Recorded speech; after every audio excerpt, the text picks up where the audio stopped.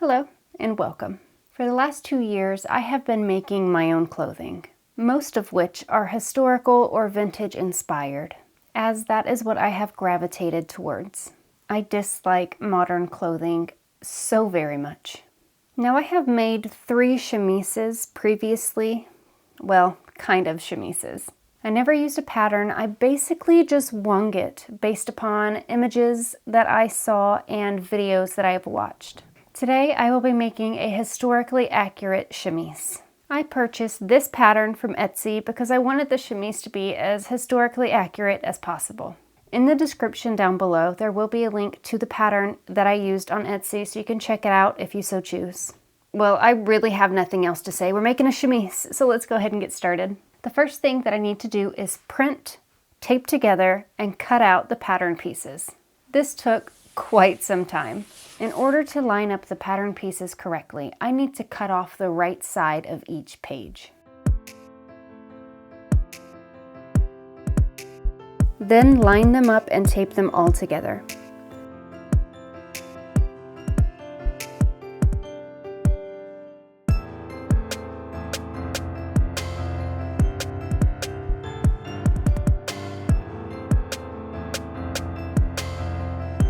Once the pieces have been assembled, I cut the pattern pieces out.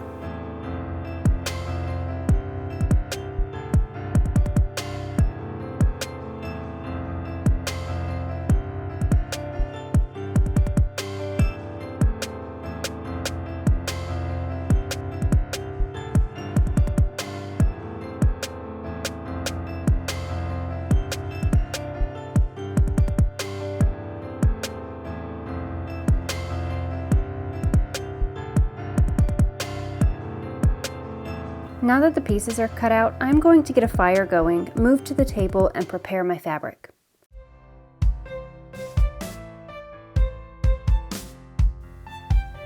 I am using a queen-sized 100% cotton bedsheet for my fabric.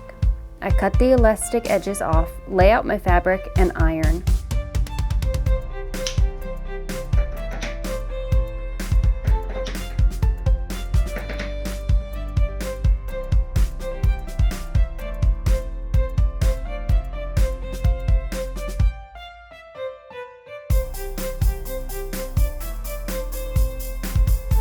Once the fabric is ironed to the level of good enough, I fold the fabric in half and lay out my pattern pieces. Using a pencil, I trace the pattern onto my fabric and cut.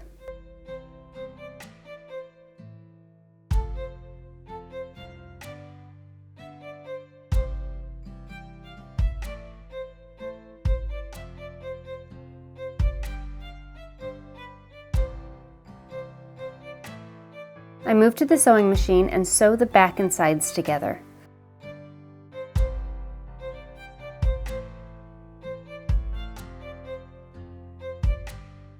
Then I gather the sleeves inside the cuffs and secure them with a straight stitch.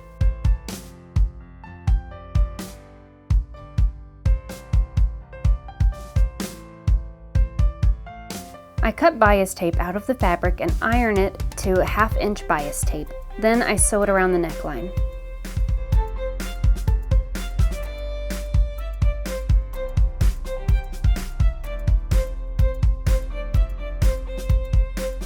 This turned out to be for nothing, for absolutely no reason, because I did not like the way that the bias tape felt along the neckline of the chemise. So off camera, I did a basic hem, threaded it through with elastic, and the fit was better, so I moved on. I did a double rolled hem on the bottom of the chemise, but I do not seem to have any video footage for this. The time that it took to make the chemise was like 30 minutes, not even kidding. The assembling of the pattern with the pages, cutting it out, and then ironing the fabric and laying out the pattern pieces onto the fabric and then tracing those pattern pieces onto the fabric and then cutting out that fabric took about 3 hours. The cutting is always what takes the longest with any sewing project. Now that the chemise is done, it's time for the reveal.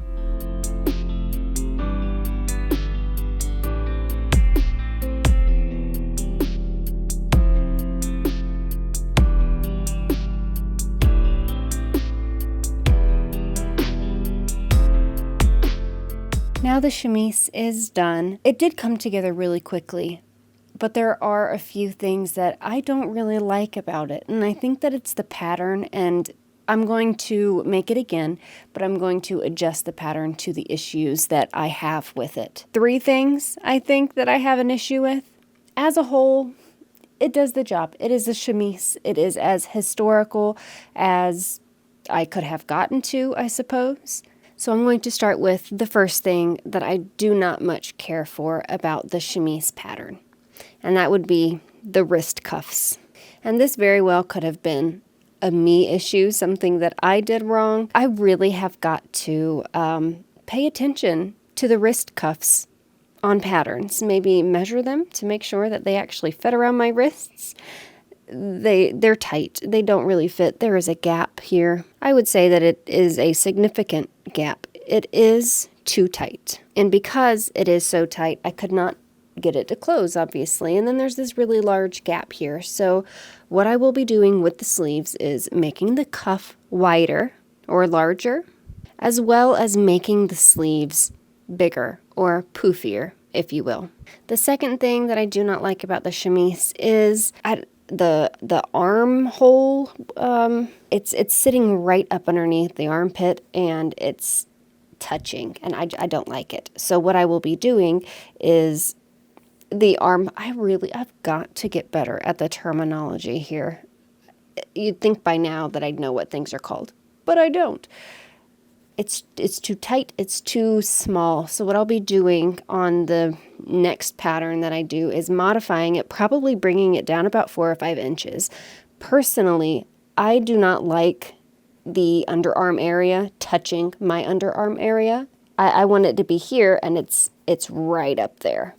So I think probably a good 4 or 5 inches, I should measure, is what I am going to be adding to or subtracting from, I think that's right, from the pattern. Also, leaning on to that, I said that I wanted these sleeves to be bigger or poofier.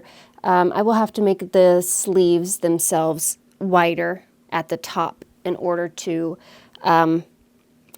fit the armhole area bigger. I guess I wasn't prepared to say words because I don't know where I'm going with it. I had to add an elastic here. It didn't say so for the pattern, but whenever I put it on without the elastic, it was like really gapey, and it didn't feel right. It does feel better having the elastic here.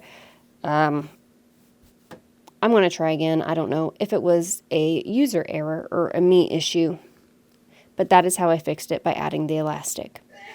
And the third and final thing that I do not much care for about the chemise is the length. It's a really weird length. It either needs to be longer or shorter. I probably could add a 8 to 12 inch ruffle at the bottom of the chemise to make it floor length or ankle length. I do think that this is historically accurate, the length of what the chemise would be, because it is meant to be either a nightgown or an underlayering dress.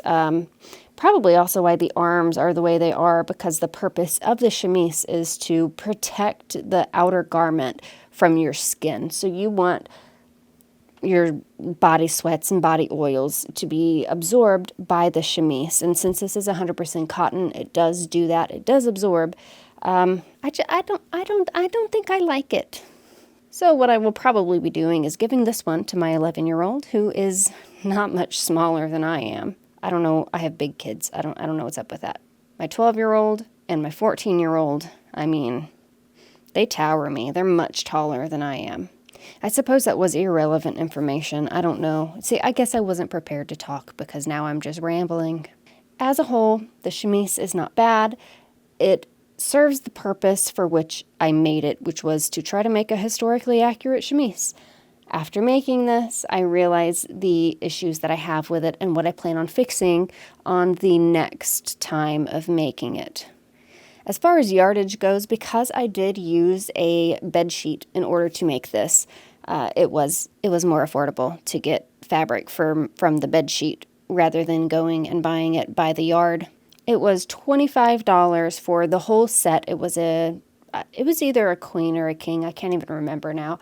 As far as the yardage, it would have been between 8 and 12 yards is what I bought for $25 versus going to, I only have a Hobby Lobby. I don't have Joann Fabrics or anything like that. The only place within 2 hours of me that sells fabric is Hobby Lobby.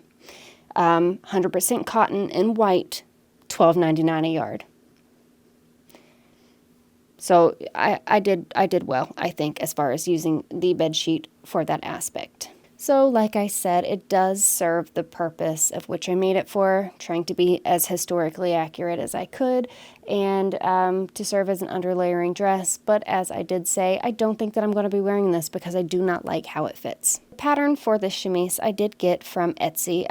It was like $2.50. It was really cheap.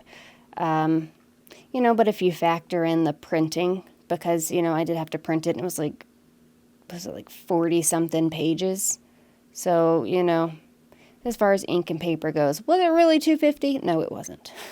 But that is all that I have for this video. Sorry for the rambling at the end. I want to thank you so much for hanging out with me today while I made this chemise. I did learn some things, so there's that.